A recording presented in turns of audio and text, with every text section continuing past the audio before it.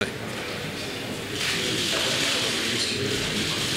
France et la Grande-Bretagne sont les deux pays européens qui consacrent encore des budgets significatifs pour leur défense.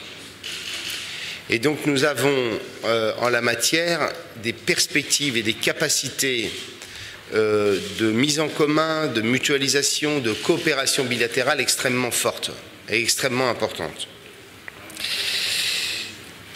Comme vous le savez, le Premier ministre et le président de la République britannique et le président de la République français ont fait de la coopération bilatérale britannique une des grandes priorités des prochains mois.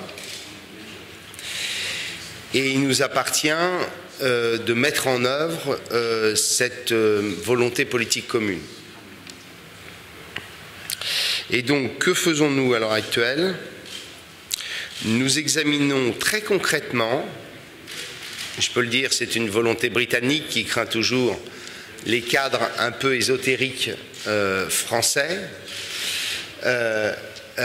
Nous examinons très concrètement, capacité par capacité, sujet industriel par sujet industriel, ce que nous pourrions soit faire en coopération, soit décider de créer des liens extrêmement forts qui nous amèneraient vers l'interdépendance.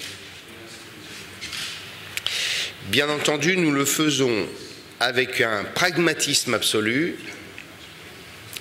Et pour vous donner des exemples, nous pensons qu'il y a des sujets comme les tankers, le MCO de la 400M, des moyens navals communs, je ne parle pas du porte-avions bien entendu, sur lesquels nous pourrions aller vers plus de mutualisation. Le second sujet que nous avons abordé, c'est bien entendu la réforme de l'Alliance Atlantique. Comme vous le savez, la France et la Grande-Bretagne, depuis des années, portent la volonté d'une réforme en profondeur de l'organisation de l'Alliance, avec une réduction de la bureaucratie, un contrôle budgétaire plus accru, la diminution des états-majors et des empreintes physiques qui sont beaucoup trop nombreuses. Et nous sommes donc déterminés à créer un PAC qui nous permette de faire en sorte qu'au sommet de Lisbonne, à la fin de l'année, il y ait une réforme en profondeur des structures de l'Alliance Atlantique pour que nous puissions dégager un certain nombre d'économies. Le troisième sujet, c'est l'Afghanistan. Là aussi, nos points de vue sont communs, avec un effort toujours plus important sur la formation notamment et la montée en puissance des institutions afghanes.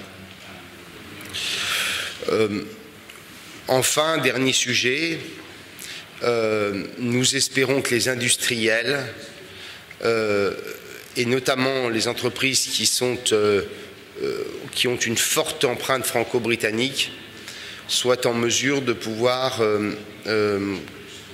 redessiner et redéfinir un certain nombre de contours pour que nous n'ayons pas forcément les mêmes centres de recherche, les mêmes bureaux d'études de part et d'autre du Channel.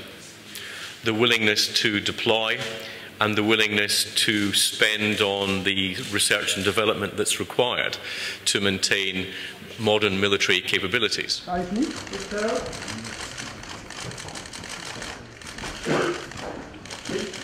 Merci.